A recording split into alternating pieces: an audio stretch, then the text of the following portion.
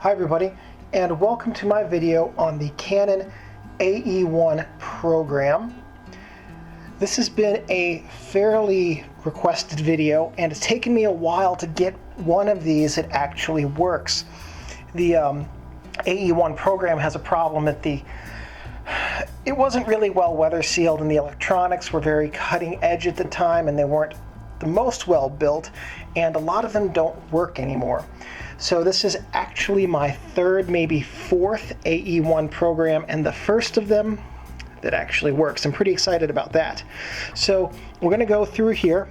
We're going to take a look at this camera and everything you need to know about this camera to use it and become really knowledgeable on it. We're going to start with a general camera overview. This is an interchangeable lens multifunction SLR. Now the key part to that is it's interchangeable, and what that means is that the lens on the front of the camera can come off like that. And you can put on a different lens and you can achieve multiple different effects with, oops, wrong way. You can achieve multiple different effects with different lenses and get different subjects all in the same roll of film. This camera has a center-weighted averaging meter that's nearly identical in sensitivity on all of the Canon lenses, and that is huge. That was a huge step forward in this camera's metering. It took that from the new Canon F1, and other Canons used this Canon's meter because it was so good. To give you an idea of how uncommon that is, I believe that at the time that this camera was released, only the AE-1 program and the new F1 could make that claim. If I'm wrong, I have faith that one of you who watches these will let me know, but that's my understanding. And that's a very difficult feat to achieve.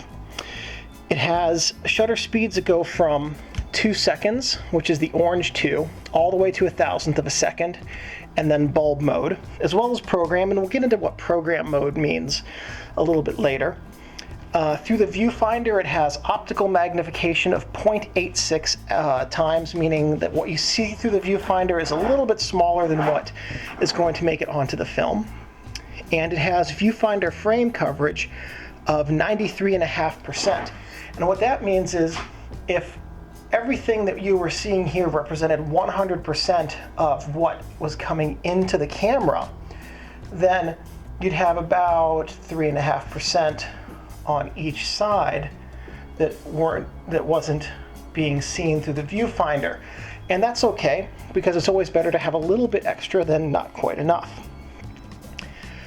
The focusing screen is a standard split prism interchangeable, which is another huge advance, very pro level feature on a very amateur intro level camera. And it was the brightest Canon focusing screen of its time. And it is very bright. It is a huge step up from the Canon AE-1, and it is every bit as good, if not maybe even a little bit better, than the new F1. In some ways, a little bit better, the focusing screen. At any rate, it was the brightest of its time. And it has a flash on hot shoe on top and a flash sync of 1/60th of a second. So we'll go now a little bit into the camera model's history. This camera was intended for entry to mid-level SLR users, people who had been using a little compact camera and were comfortable with it and wanted to try something a little bit better, but were intimidated by some of the features. And what makes it an entry-level camera is that it's very simple, even though it has a lot of bells and whistles and a lot of room for a user to grow, but it also has this program mode that was added to it, and that basically allows the user to push the button to take a picture, and the camera does all the thinking except the focus for them. So as long as the image is in focus, all the user has to do is push the button. And we'll talk a little bit more in the second video about what that means and how to use it. So this AE-1P is one of the cameras that was responsible for opening up SLR photography to many people, and it is a historic and groundbreaking camera for that reason. A lot of people who had never used SLRs before picked these up, and it made SLRs the ubiquitous type of camera where previously most people had rangefinders because SLRs were super expensive, or compact cameras. Now more people felt comfortable picking up an SLR and actually knowing what to do with it and having a lens or two to use. And it opened up much higher quality photography for many people. And it has many advanced features in a new user-friendly body. New at the time. It really does look like the AE-1 original, in that it's got a lot of the same layout. Has a slightly different film advance, and I think some of the internals in this were a little bit different. But when I say it has a lot of advanced level features, you'll see that there are a lot of buttons on this camera. And more buttons means more features on these older cameras that existed before LCD screens, and menu systems and command wheels and things like that. And this camera really has a lot of features. I was amazed at how much, when I was researching this over the last few weeks, I was amazed at how big of a step up this is from the AE-1. I didn't realize what a difference there was between the cameras. And I gotta say, the AE-1 program is a really, really impressive piece of kit. This was manufactured by Canon, both the company and the name on the front, from 1981 to 1986. And as far as I know, all of the AE-1 programs rather, were made in Malaysia. So this camera, the Canon AE-1 program, was made by Canon, both the company and the name on the badge, which is not, it's still true for Canon and Nikon, it's not true for all makers anymore. It was made from 1981 to 1986, a span of 5 years. I couldn't find any hard numbers on how many of these were made, but lots of people said lots.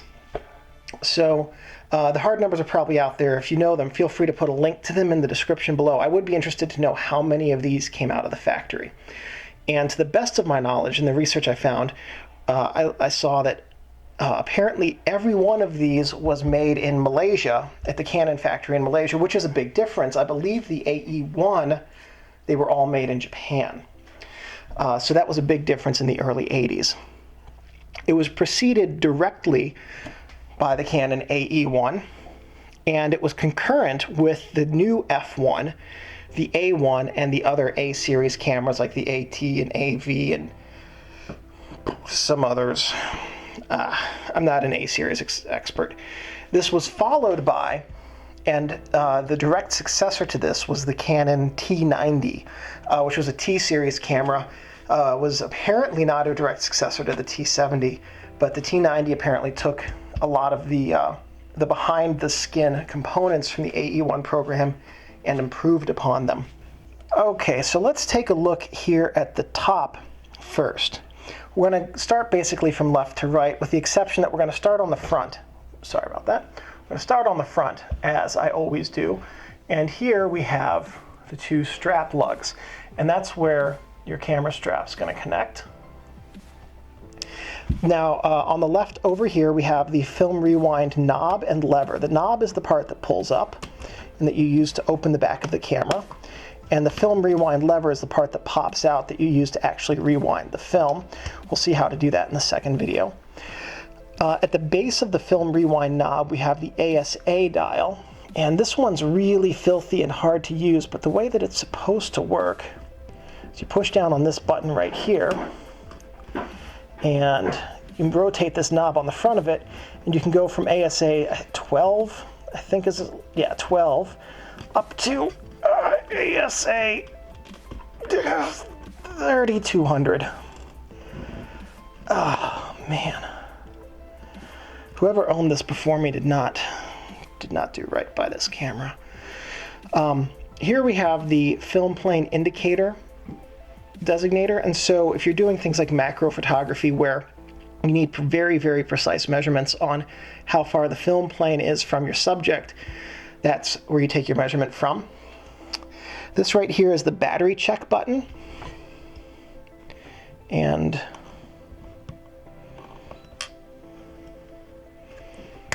has to be on. Here we go. And so when you have a battery in here that's live and you're set to A, if you push this button,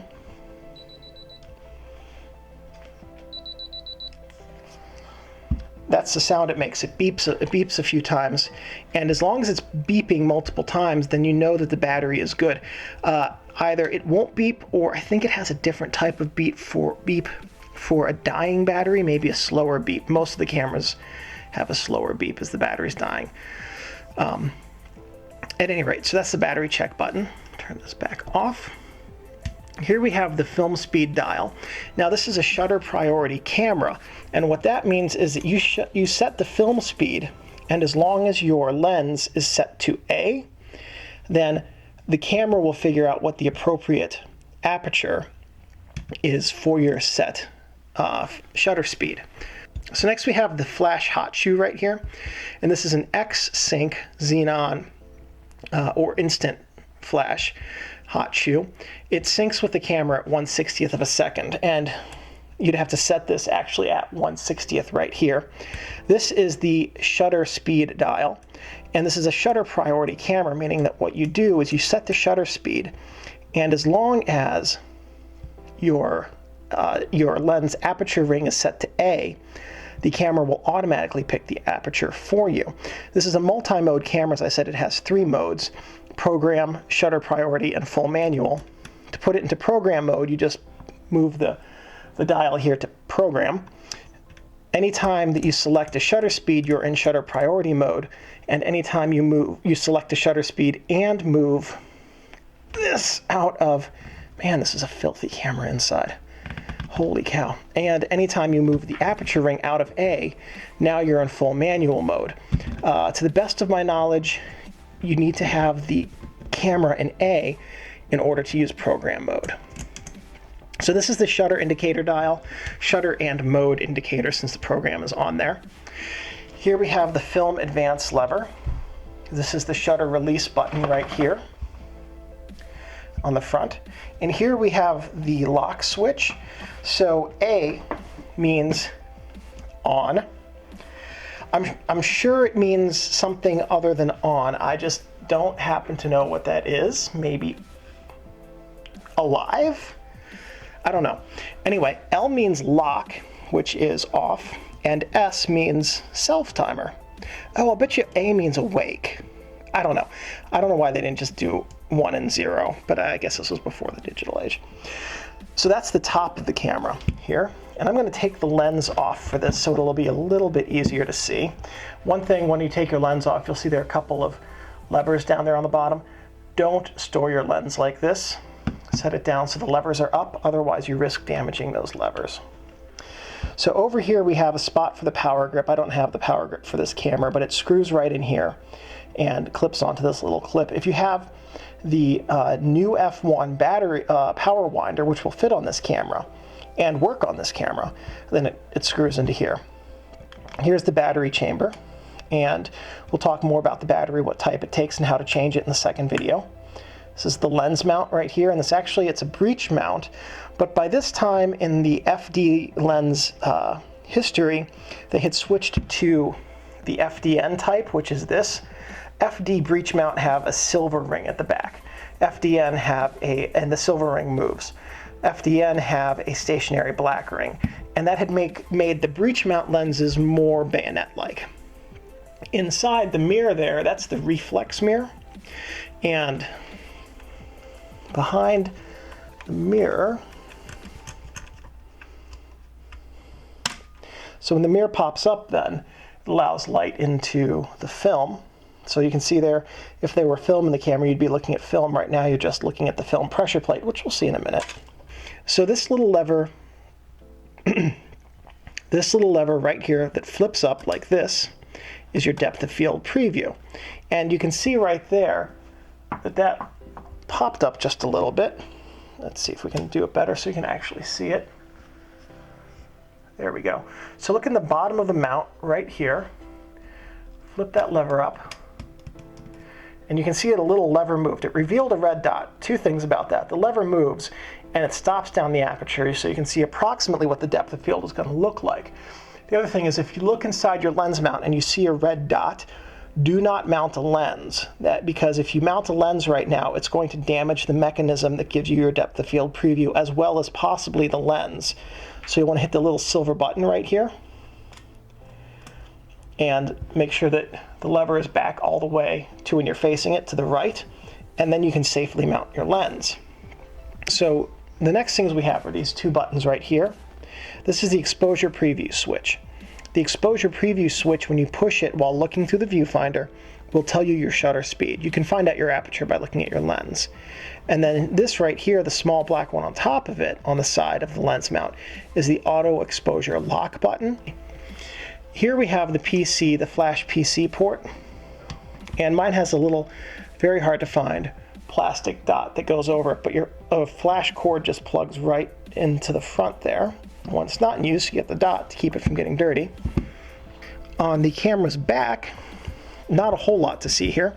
We have the viewfinder up here, and then we've got some accessory grooves.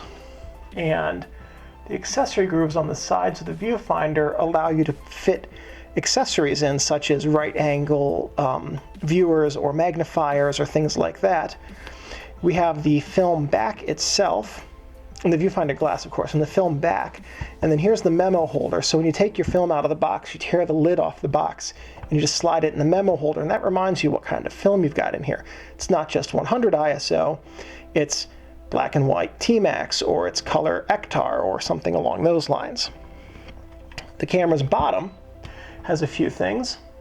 Here we have the film advance cover, and so when you put the automatic winder on, and this can take 3 automatic winders, whichever one you select, you unscrew this before putting on the automatic winder, and then you stash the cover in the winder. There's going to be a third video, which normally I don't do for these. There's going to be a third video dedicated to how to use the power winder A. The other two work similarly, but have different speeds and different slightly different appearance and just a couple different functions. I only have the basic one, but they all attach to the camera the same way. So that'll be the third video. Here we have the film release, and I'll show you how that works when we get inside of the camera, but suffice to say for now, you have to push this before you can rewind the film. Tripod bushing.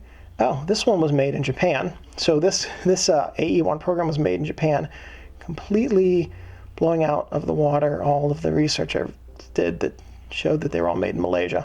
So some of them apparently were not made in Malaysia. Maybe they were assembled in Malaysia from Japanese-made parts. That could be. At any rate, there's a couple of holes right here where pins from the power winder connect to the camera. They don't do anything except keep it properly aligned. And then we have 4 contacts here. 2 of them are needed for the basic power winder, and then all 4 of them are needed for the new F1 power winder. And so that's why this camera can use the new F1 power winder, but the AE-1 original cannot, even though they're basically the same camera in terms of the way some of these things mount. This has enough contacts to use the new F1 power winder. The AE-1 original does not. So here we have inside of the camera. You might be able to see there's a little code there. You can check out your code to find out some information about where your camera was manufactured. That one looks like it says V111. Yeah, V1114. So that'll tell you what factory it was made out of, and I think it'll also tell you when, approximately. So here's the film cassette area. This is where you put the film to take that you're going to use to take your photos. These 4 silver rails are the film guide rails. The top and bottom ones help the film stay in plates and not move up and down. The middle ones help the film stay flat on plane so that images are focused on it. Here we have the shutter curtain. Don't touch it. But this is the shutter curtain opens to allow your camera to have light. Sorry, to allow light into your film so you can take your picture. This is the film tension sprocket, and what it does is it prevents your film from moving backwards. So after you've taken your picture and advanced your film, now this won't move backwards no matter what I do, short of breaking it. And that helps your film stay tense. So if you want to make sure your film is tense, you give it a slight tug on this, and that will pull your film flat on plane. These cameras are really good about keeping your film flat, so you don't have to do that. And then here's your film take-up spool. So when you take a picture, it advances the film. Now, I said before you have to push this to rewind the film. Now you can see nothing's happening when I push backwards on the sprocket.